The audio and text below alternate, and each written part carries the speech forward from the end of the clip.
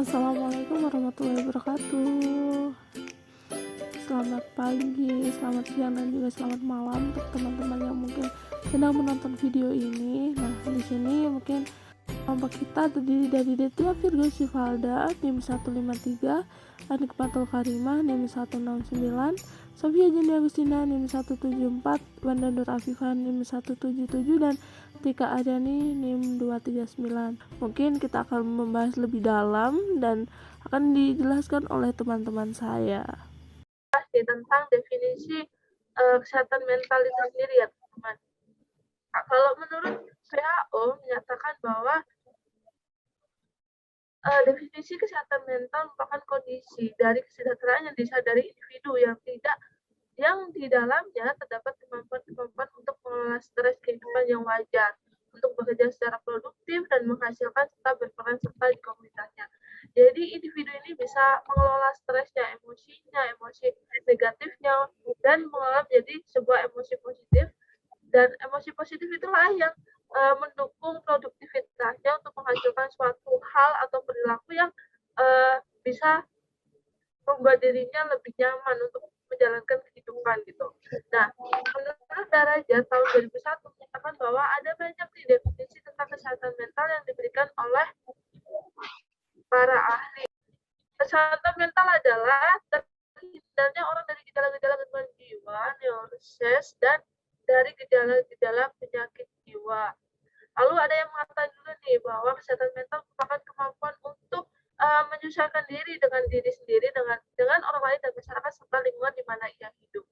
Ada juga yang berpendapat bahwa kesehatan mental merupakan pengetahuan dan perbuatan yang bertujuan untuk mengembangkan dan memanfaatkan segala potensi, bakat, dan bawaan yang ada dalam dirinya semaksimal mungkin sehingga membawa kepada kebahagiaan diri dan orang lain serta terhindar dari gangguan dan penyakit jiwa. Dan yang terakhir, kesehatan mental adalah terwujudnya keharmonisan yang sungguh-sungguh antara fungsi-fungsi jiwa serta mempunyai kesanggupan untuk menghadapi problematika yang dirasakan di kehidupannya mungkin dan dirasakan secara positif sehingga menimbulkan suatu kebahagiaan.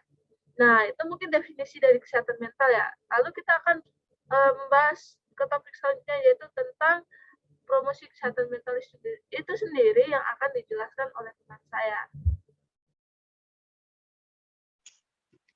Definisi promosi kesehatan mental merupakan suatu gerakan yang meningkatkan kesadaran banyak pihak terkait mengenai kesehatan mental sebagai strategi yang dapat menciptakan dan meningkatkan kualitas kesehatan mental. Sedangkan menurut WHO, promosi kesehatan mental merupakan suatu kegiatan untuk menciptakan kondisi lingkungan yang mendukung dan mengizinkan individu melakukan penyelesaian gaya hidup yang sehat. WHO menjelaskan bahwa kebijakan kesehatan mental meliputi promosi kesehatan mental dan tidak terbatas pada sektor kesehatan, tapi juga pendidikan, pekerjaan, peradilan, transportasi, lingkungan, dan lain-lain. Menurut Kemenkes, promosi kesehatan mental adalah upaya untuk meningkatkan kemampuan masyarakat melalui pembelajaran diri oleh dan untuk masyarakat agar dapat menolong dirinya sendiri, serta mengembangkan kegiatan yang bersumber daya masyarakat sesuai sosial budaya setempat dan didukung oleh kebijakan publik yang berwawasan kesehatan. Secara dasar, kesehatan mental adalah tindakan yang memfasilitasi lingkungan untuk memiliki sikap respek terhadap masalah kesehatan mental. Promosi kesehatan mental bertujuan untuk meningkatkan atau memperbaiki kapasitas bagi kesehatan mental individu, keluarga, organisasi, dan komunitas. Pada sektor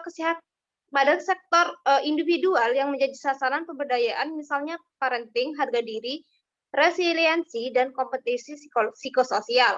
Sedangkan pada komunitas, pemberdayaan dibangun melalui inklusi sosial, program anti perundungan, kepekaan dan solidaritas sosial, dukungan sosial, keadilan, dan kesetaraan. Selanjutnya akan dijelaskan oleh teman saya.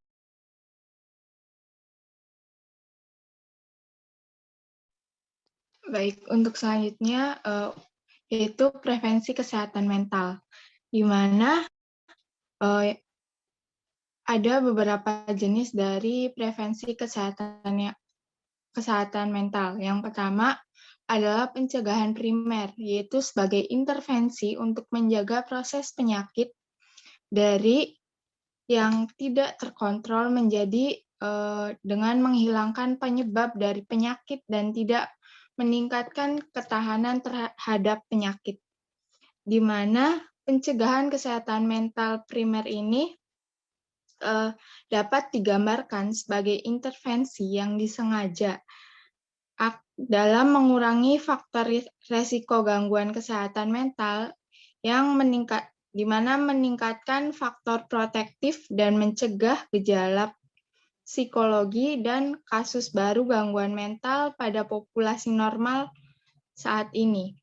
Kemudian yang kedua ada pencegahan sekunder, yaitu menghentikan proses penyakit setelah menjadi gejala sementara, yang di mana berupaya untuk menurunkan tingkat kasus gangguan atau penyakit yang sudah ada, di mana dalam populasinya melalui deteksi dini dan pengobatan penyakit yang dapat didiagnosis. Kemudian yang ketiga ada pencegahan tersier, yaitu membatasi konsekuensi fisik dan sosial dari gejala penyakit yang mencakup intervensi yang mengurangi kecacatan, meningkatkan rehabilitasi dan mencegah kekambuhan, di mana kekambuhan itu kekambuhan penyakit, di mana pencegahan gangguan mental itu intervensi efektif dan merupakan pilihan kebijakan yang berfokus pada pencegahan utama gangguan kesehatan mental.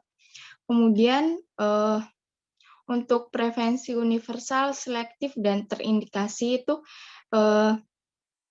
diperkenalkan oleh Gordon, di mana prevensi universal didefinisikan sebagai intervensi yang ditargetkan kepada masyarakat umum atau seluruh kelompok populasi yang belum diidentifikasi, yang dimana berdasarkan pada faktor resiko, yang dimana kebutuhan dari subpopulasi yang dinamis menyajikan tingkat resiko yang berbeda, yang dimana untuk mengembangkan masalah perilaku kesehatan yang dapat didiagnosis, yang dimana adanya potensi yang besar untuk menjadi panduan identifikasi populitas kelompok dan individu dengan berbagai kebutuhan pencegahan dan menyelaraskan kebutuhan ini dengan kebijakan, kemudian program dan praktik yang sesuai. Kemudian ada prevensi selektif, di mana yang mengacu pada intervensi yang ditargetkan pada individu atau subkelompok dengan populasi yang beresiko yang mengembangkan gangguan mental,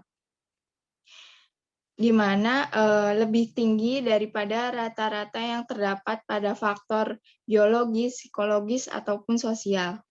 Kemudian ada prevensi terindikasi, yang dimana memiliki fokus orang-orang yang diidentifikasi itu memiliki tanda atau gejala minimal, di mana tetapi dapat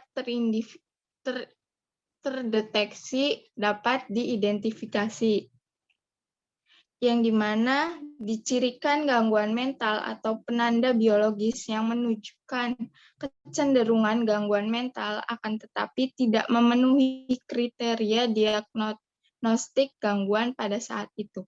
Sekian dari saya, akan dilanjutkan.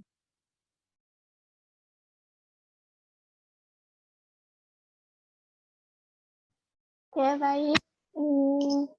Di sini saya akan menjelaskan tentang faktor risiko gangguan psikologi. Nah, faktor risiko atau keterentanan meningkatkan kemungkinan berkembangnya masalah kesehatan mental dan gangguan mental, dan juga dapat meningkatkan durasi dan keparahan ketika gangguan mental terjadi. Nah, paparan berbagai faktor risiko dari waktu ke waktu dapat memiliki efek kumulatif. Di sini terdapat faktor risiko. Terdapat 3 faktor resiko gangguan psikologi, ada tingkat individu, tingkat sosial, dan tingkat masyarakat. Tingkat individu sendiri itu ada mengakibatkan harga diri yang rendah, komunikasi diri rendah, keterampilan coping yang buruk, keterikatan yang tidak aman di masa kecil, keterampilan sosial yang buruk, dan yang terakhir kestabilan fisik dan intelektual. Terus faktor risiko ketiga yaitu tingkat sosial, pengalaman awal kehidupan yang merugikan atau kayak dia itu mengalami pelecehan dan kekerasan, terus keluarga yang tidak teratur dan tidak mendukung, terus komunikasi dan keterampilan sosial yang buruk, ada juga kurangnya dukungan sosial, perpisahan, dan kehilangan, terus yang terakhir ada pengucilan sosial. Nah, di tingkat yang ketiga ini ada tingkat masyarakat, seperti kekerasan dan kejahatan lingkungan, terus perumahan berkualitas buruk dan tidak kestabilan perumahan dan tunawisma, ada kemiskinan dan ketimpangan pendapat, ada pengangguran atau ketidakamanan pekerjaan, ada juga selanjutnya kurangnya akses pendidikan dan pengalaman negatif, kegagalan sekolah atau putus sekolah. Selanjutnya ketidakadilan sosial, diskriminasi ras, gender, sosial atau budaya, ada penolakan hak asasi manusia, dan yang terakhir kurangnya akses ke layanan kesehatan dan dukungan. Selanjutnya bisa dilanjutkan. Selanjutnya adalah faktor protektif dari gangguan psikologi. Faktor protektif ini adalah meningkatkan dan melindungi kesehatan psikologi dari gangguan psikologi. Di sini ada tingkat